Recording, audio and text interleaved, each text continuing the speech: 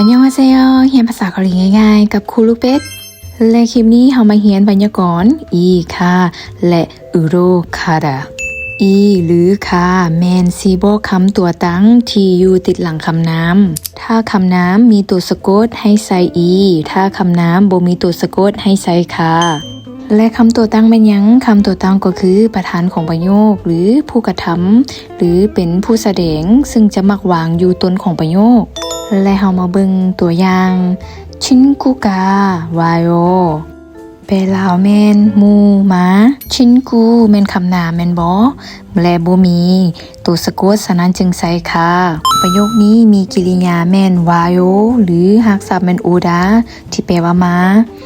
ฉะนั้นกริยานี้แม่นผู้ใดเป็นผู้เฮ็ดเป็นผู้กระทำก็คือชินกุที่แปลว่าหมู่และเป็นคำตัวตั้งของประโยคหรือเป็นประธานของประโยคจึงนำใส่ค่ะเพื่อสีบอกประธานของประโยคตัวอย่างต่อมาโอชิพิซซ่าโยแปลว่าเสื้อแพงตัวอย่างนี้เราจะเห็นว่าโอดที่แปลว่าเสื้อมีตัวสะกดฉะนั้นจึงใส่อีเป็นโอชิและประโยคนี้เป็นประโยคที่บอกคุณลักษณะก็คือคำคุณน้ำมันมีลักษณะแนวใดมันแพงแม่นอย่างแพงเว้าเรื่องเสื้อฉะนั้นตัวนี้แม่นเสื้อแม่นประธานหรือคำตัวตั้งของประโยคและทุกคนจะสังเกตเห็นได้ว่าคำซีโบคำตัวตั้งก็คืออีค่ะมักจะอยู่ต้นประโยคและตัวอย่างต่อไปไอค่ะอุลโลโยแปลว่าเด็กน้อยให้อุลโลโยแปลว่าให้แม่นคำกริยาแม่นไผให้ไอที่แปลว่าเด็กน้อยและตัวอย่างต่อไปคิบุนิโชอาโยแปลว่าอารมณ์ดีประโยคบอกลักษณะมันมีลักษณะแนวใดโชวาโยโชวาที่แปลว่าดีแม่นอย่างดีก็คืออารมณ์และต่อมาแม่นการนำใช้ไวยากรณ์อุโรคาดา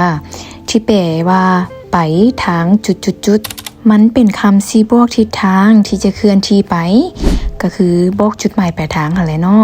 จะอยู่ติดหลังคำนามและจะไปกับคำกริยาที่มีการเคลื่อนไหวเส้นคาดาแปลว่าไปโอดาแปลว่ามาอุลลาคาดาแปลว่าขึ้นไปเนเรียคาดาแปลว่าลงไปดุลโลคาดาแปลว่าเข้าไปหรือนาคาดาแปลว่าออกไป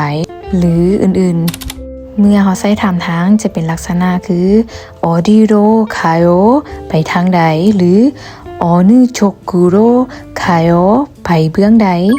และถ้ามีตัวสะกดจะใช้โรถ้าบ่มีตัวสะกดหรือเป็นตัวสะกดลินจะใช้โลเฮามาเบิ่งตัวอย่างอัปพุโรคาเซโอแปลว่าไปทางหน้าอัปเป็นคำนามที่บอกที่ตั้งและมีตัวสะกดฉะนั้นจึงใส่โรและนำหลังมาด้วยกริยาที่มีการเคลื่อนไหวก็คือคาที่แปลว่าไปต่อมาวิโรโอลาคาเซโอแปลแล้วขึ้นไปทางถึงวีแปลว่าถึงเห็นว่าบ่มีตัวสะกดฉะนั้นจึงใส่โรตัวอย่างต่อมาโอนึโจกุโรคาเซโอแปลว่าไปทางใด